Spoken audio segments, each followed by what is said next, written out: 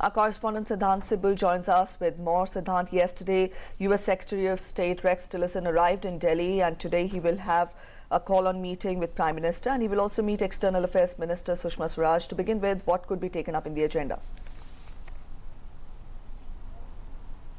Well, the most important thing is his visit comes after the announcement of the South Asia policy by the US President Donald Trump, and that involves greater involvement of India in Afghanistan for reconstruction, for rebuilding the country. And he was on an unannounced visit to Afghanistan to begin his South Asia visit.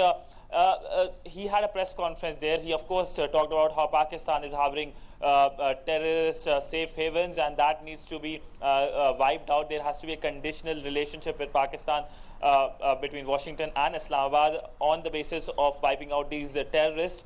But he also talked about something very important, that's India. He said that India has to be lauded for its role in Afghanistan. He said that how India is playing its role is laudable because India is helping in development of the country and job creation in the country. And after that, he went to Islamabad yesterday. A very, very short visit, almost 5 hours, and a very frosty visit also.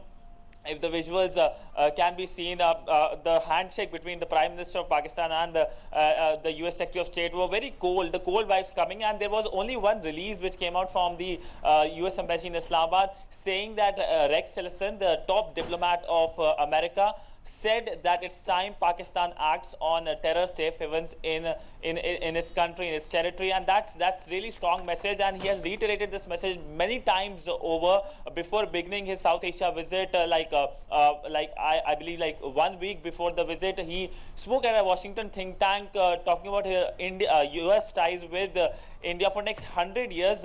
He said that India has a major role not only in the region but in the entire world, and specifically in maintaining rules-based system in the Indo-Pacific. That's a very important vital term, because by that he meant that the Chinese way of living in a sense in the entire region is not durable. The rise of China is has not been very, very positive. He used those words, and he said that the Chinese connectivity plan are predatory practices in the region.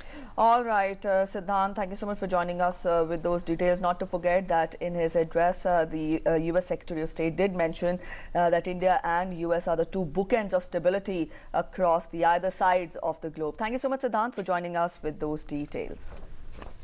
And Afghanistan's